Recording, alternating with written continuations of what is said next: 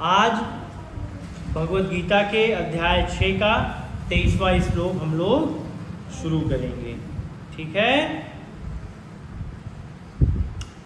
तम विद्यात दुख संयोग वियोगम योग सज्जितम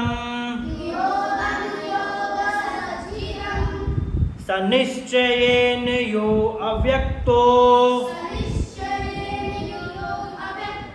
योगो अनिर्विण्ण चेतसा। जो दुख रूप संसार के संयोग से रहित हैं तथा जिसका नाम योग है, उसको जानना चाहिए। वह योग न उकताए हुए अर्थात धैर्य और उत्साह युक्त चित्त से निश्चय पूर्वक करना ही कर्तव्य है। अब इस बात को सभी लोग बहुत ध्यान से सुनेंगे और समझेंगे। ठीक है।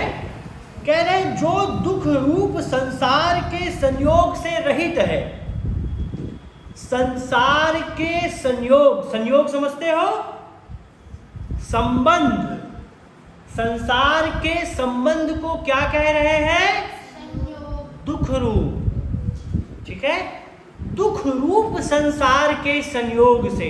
अब कोई बता सकता है संसार के संयोग को दुख रूप क्यों कहा जा रहा है? क्योंकि ये अनित्य संसार अनित्य भोगों से अनित्य सुख देता है। परंतु जो सुख अनित्य है, अर्थात आज जिस चीज से सुख है कल उससे सुख मिलना बंद हो जाएगा, तो वो आपके दुखों का कारण बनेगा। क्षणिक सुख है। दूसरा, आप इस संसार से जिस सुख की कामना करते हैं वो सुख आपको ये संसार कभी दे सकता नहीं है। आप इस संसार को अपने मन से चलाने का प्रयत्न करते हैं, परंतु ये संसार आपके मन से चलेगा नहीं। आपकी जितनी आकांक्षा होगी, जितनी इच्छाएं होंगी, जितनी कामनाएं होंगी, उनको ये संसार कभी पूर्ण कर नहीं सकता है। तो स्वाभाविक सी बात है वो आपको दुख ही देगा। या ऐसा कह सकते हैं कि संसार दुख नहीं देता है, दुख आपके मन में पैदा होता है। संसार का तो स्वाभाविक गुण है अनिश्चितता और अनित्यता। ये संसार का स्वाभाविक गुण है। ठीक है। ये सदैव नहीं रहेगा।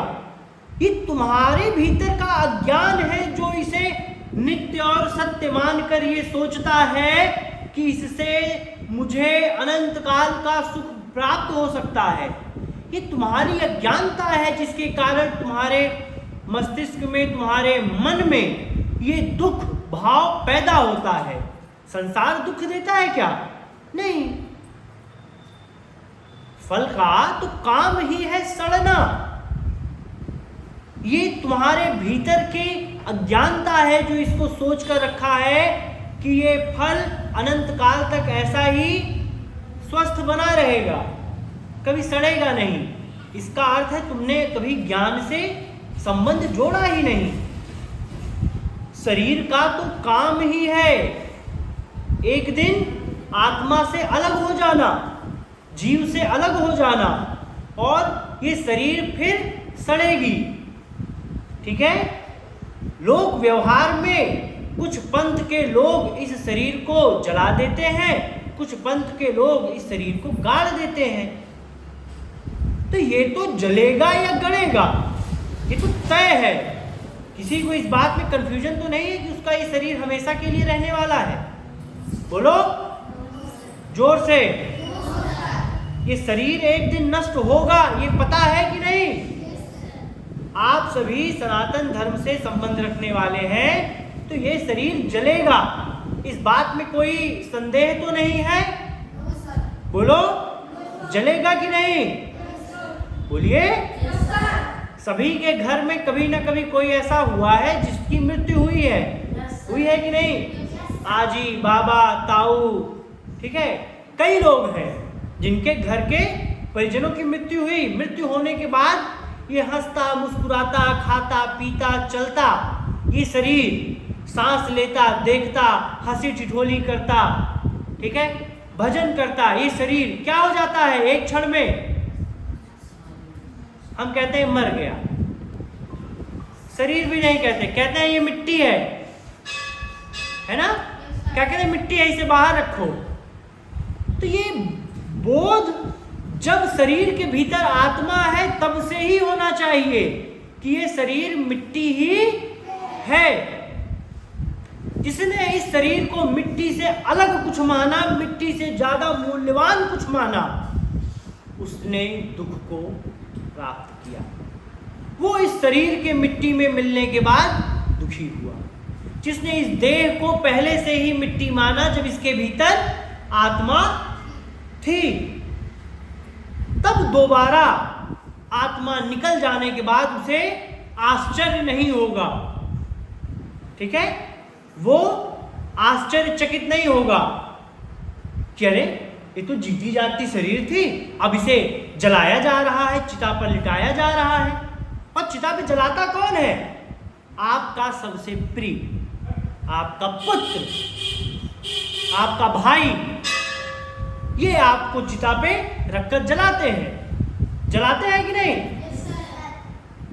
तो जिसने इस देह को आत्मा रहते हुए, जब इस देह के भीतर वो जीवात्मा रह रही है, जीवात्मा से जब तक संबंध है, जिसने उस समय इस देह को मिट्टी माना, वो सदैव इसे मिट्टी मानेगा और जीवात्मा के निकल जाने के बाद उसे आश्चर्य नहीं होगा, उसे दुख नहीं होगा।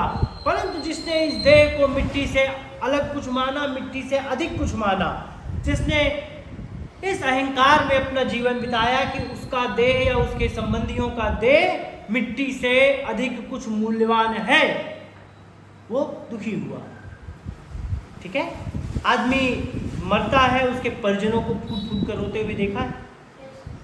आप लोगों को पूरा चक्र समझा रहा हूं। खूब प्रेम, अरे मोरे भैया, अरे मोरे पापा, अरे मोरे बेटवा, है ना? मरने से पहले, मर जाने के बाद उतना ही दुख, दुखी तो है वो, परंतु उसे ये बोध है कि ये अब जीवित नहीं है। उसे घर के अंदर बेडरूम में नहीं रखकर रो रहा है कोई, घर के बाहर निकाल कर रो रहा है। और वो तो जो रो रहा है उसकी बात छोड़िए, उसके साथ जो वहाँ सैकड़ों लोग उपस्थित हैं, वो ये विचार करके वहाँ आए हैं कि इसको छूने के बाद नहाना है, ठीक है? बात समझ रहे हैं? जीते जागते आदमी से हाथ मिलाने के बाद, उसका चरण छूने के बाद, गले लगाने के बाद नहाते नहीं, परंतु उस मृत शरीर को छूने के बाद नहाता है आदमी। तो क्या उसे ये बोध नहीं कि ये मिट्टी है? जब उसे बोध है कि ये मिट्टी ही है, तो फिर वो रोता क्यों है? क्यों रोता है? मोह के कारण। लेकिन अब इस प्रकृति की माया का खेल देखिए। जो सगे संबंधी, जो सबसे आपके प्रिय मित्र बंधु जो रो रहे हैं, उस शरीर से लिपट कर वही उसे आग लगाते हैं, 13 दिन बाद भोजन करते हैं और कहते हैं भैया सब्जियां बढ़िया बनी रही, हाँ, खनवा में कोनो कमी तो नहीं रही, ठीक है ना सब? बात समझ रहे हैं कि नहीं? इसका अपना अलग प्रयोजन है, फिर भी वह पूछते हैं। और वही परिजन जो आज उस मिट्टी को गले लगाकर रो रहे हैं, कुछ सप्ताह या महीने बाद उन्हें याद भी नहीं आती है कि वो कौन है। अपने इसी दुनिया में रम जाते हैं, ये भूल कर वो पुनः इस संसार के माया जाल में फंस जाते हैं कि एक दिन उन्हें भी इसी तरह जलाया जाएगा। और हमारे परिजन जो आसपास घूम रहे हैं, वो भी हमें जला के ऐसे ही खाना खिला के वो भी अपनी माया रूपी दुनिया में लीन हो जाएंगे। किसको लगता है कि उसके जाने के बाद उसके मम्मी पापा या उसके भाई बहन, उसके परिजन उसके शरीर को साल भर अपने साथ सीने से लगा के रखेंगे? रखता है क्या कोई, या रखेगा कोई? क्यों इस जीवन को आप इसलिए जियो कि यहां 4 लोग क्या कहेंगे? बताइए, क्यों अपने जीवन को इस तरह जियो कि 4 लोग क्या कहेंगे? क्यों इस जीवन को इस तरह जियो कि खूब धन दौलत इकट्ठा करो, खूब जो है अय्यासी करो? बोलो, क्या वो सारे धन दौलत या उनसे मिलने वाले जो भी ऐश्वर्य है, जो भी आराम है, जो भी सुख है, वो हमेशा रहेगा क्या? नहीं। कितनी बार मैंने समझाया है कि जिस भी चीज से तुम्हें लगता है सुख मिलता है, जब आत्मा इस शरीर से निकल जाएगी तो वही घर, वही गाड़ी, वही गहने, वही भोजन, वही कपड़े, वही लोग चारों तरफ आपके इकट्ठा हो जाए, वो शरीर क्या उसे छुएगी? क्या उसे सूंघ पाएगी? क्या उसे स्वाद ले पाएगी? क्या आंखें देख पाएंगी? बोलो, क्या कानों से वो प्रिय संगीत आप सुन पाओगे? नहीं। तो फिर इस संसार को जियो कैसे? इस संसार में करो क्या? ये कृष्ण भगवान आगे बताते हैं, कहते हैं जिसका नाम योग है उसको जानना चाहिए, अर्थात परमात्मा से संबंध जोड़ने की क्रिया को जानना चाहिए। ऐसे उस योग को जानो,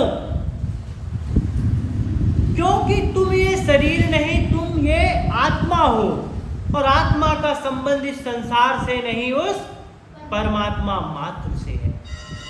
इस संसार में जो कुछ भी तुम कर रहे हो या भविष्य में करोगे, या जिनको भी करता देख रहे हो, वो सब कुछ निरर्थक है, पूरी तरह से निरर्थक।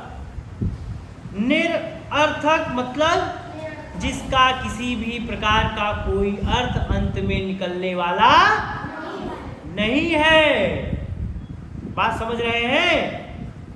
वास्तविक अर्थ क्या है? उस परमात्मा को जानना।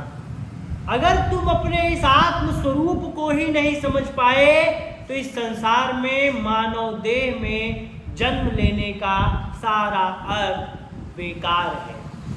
बार बार भगवान यही कहते हैं, किसी भी प्रकार के कर्तापन के भाव में आपको नहीं आना है, ना पुण्य ना पाप। बात समझ रहे हैं? अगर आपने कुछ कर्म करते हुए स्वयं को ये समझा कि मैं बड़ा पुण्य का कार्य कर रहा हूं, आपके भीतर मैं का भाव आया, वहीं आप इस कर्म बंधन में बंध गए। 5 से 6 अक्टूबर ये सनातन धर्म जोड़ो यात्रा निकल रही है।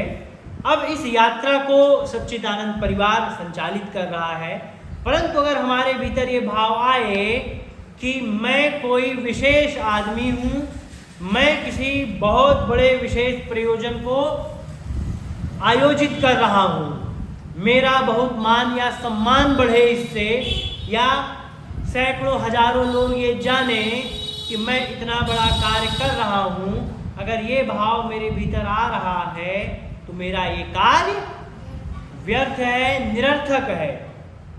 ठीक है? बात समझ रहे हैं? क्यों? क्योंकि उस समय मैं स्वयं कर्तापन के भाव से आच्छादित रहूँगा, बंधा रहूँगा, और इस बात का कोई अर्थ बनता नहीं है। हमारा कर्म है बेहतर कार्य करते रहना। हमारा कर्म क्या है?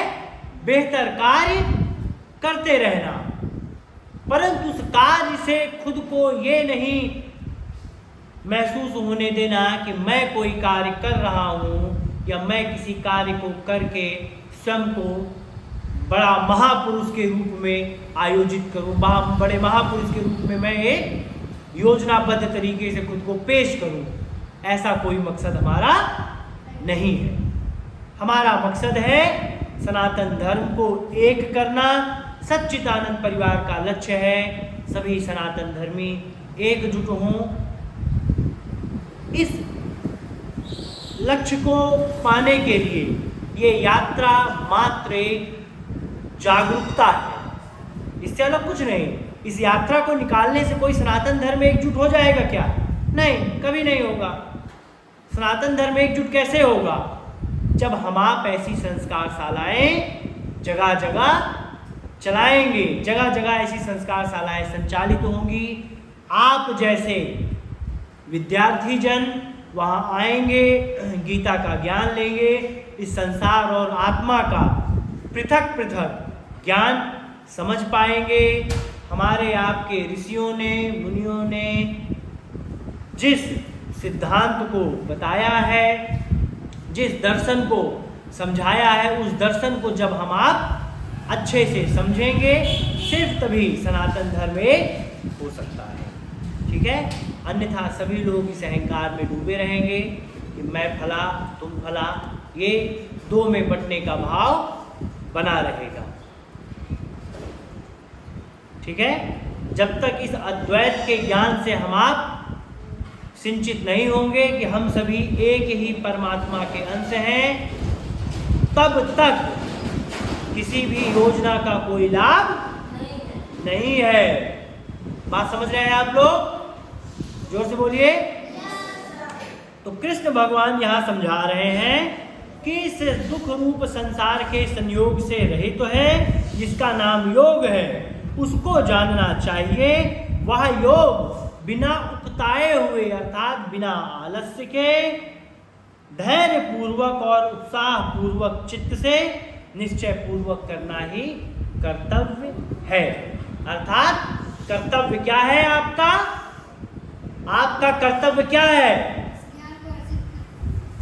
उस योग को, ठीक है, योग मतलब परमात्मा से जोड़ने वाले उस योग को जानना है और उस योग को बिना उकताए हुए, बिना आलस्य के, ठीक है, जैसे आप लोग उकता जाते हो, जी हमारी कल परीक्षा है, जी हमारी तबीयत खराब है, जी आज मन नहीं है, आज मौसी के यहाँ चले गए, आज मामा के यहाँ चले गए, नहीं, आज ज़्यादा देर सोना है। ये क्या है? उकता जाना है, आलस्य में चले जाना है। ठीक है? तो ऐसा करना नहीं है। ये स्वयं कृष्ण भगवान अपनी वाणी से कह रहे हैं, कह रहे हैं उकताना नहीं है। और धैर्य पूर्वक, धैर्य मतलब पूरे पेशेंस के साथ, ठीक है, आज भी करेंगे, कल भी करेंगे, परसों भी करेंगे, रोज करेंगे, निरंतर करेंगे।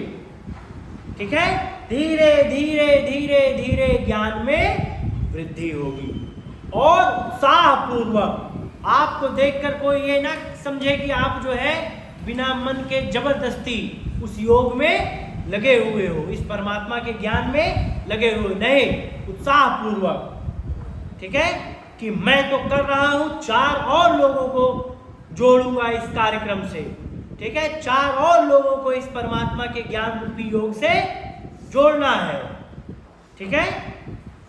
समझ रहे हैं कि नहीं?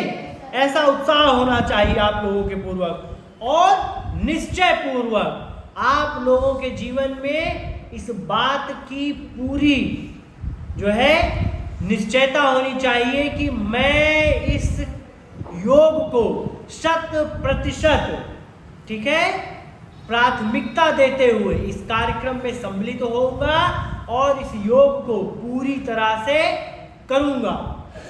ठीक है?